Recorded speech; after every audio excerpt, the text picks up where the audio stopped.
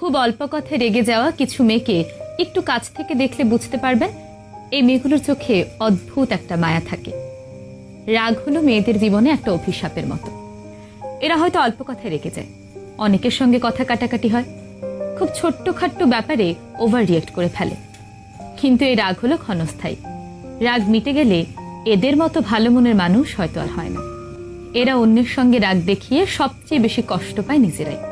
এরা যেমন খুব অল্প সময় রেগে যায়, তেমনি খুব কম সময়ে মানুষকে আপন করে নিতে পারে। এরা নিজের সর্বোচ্চটা দিয়ে অন্যকে ভালো রাখার চেষ্টা করে। কিন্তু সমস্যা কি জানেন, আমরা ওদের বুঝি না।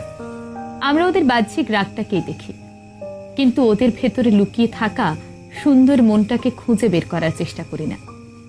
আমরা বাইরে থেকে ওদের রাগ দেখি, কিন্তু রাগের পেছনের সে কারণটা খুঁজি না। হ্যাঁ, ওরা একটু বদমেজাজি, কিন্তু খুব শান্ত হয়ে যদি ওদের লক্ষ্য করেন তাহলে বুঝবেন ওদের মনটা অনেকটা ফাঁকা মাঠের মতো, যেখানে অনেকে এসে স্বস্তির নিঃশ্বাস ফেলতে পারে। ওরা খুব চাপা স্বভাবের হয় জানেন তো। হাজারো কষ্ট হলেও মুখ ফুটে কাউকে কিছু বলতে পারে না। ওদের সে কষ্টগুলো তাই দিনে দিনে জমতে জমতে পাহাড় সমান হয়। ওরা তখন চায় কেউ ওদের আগলে রাখুক, খুব আদর ভালোবাসায় রাখুক, ওদের মতো করে মানিয়ে নিক। ওদের দেখলে মনে হবে ওরা খুব সুখে আছে, ঠোঁটের কোণে এক চিলতে হাসি সবসময় লেগেই থাকে। কিন্তু জানেন তো, মনের মধ্যে একটা না বলা কথার যন্ত্রণা থেকেই যায়।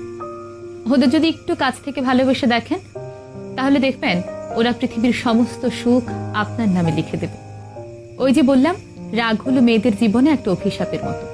তাদের না বলা কষ্টগুলো জমতে জমতে রাগে পরিণত হয়, তারপর শুরু হয় ঝগড়া, অশান্তি। দিন শেষে সব দোষ সে মেয়েটারই হয়। একে একে ভুল বুঝে সবাই ছেড়ে চলে যায়। কখনো সুযোগ পেলে কোনো ছটফটে রেগে যাওয়া মেয়েকে ভালোবেসে দেখবেন, লক্ষ্য করবেন পৃথিবীর অর্ধেক ভালোবাসাই তাদের মধ্যে আছে।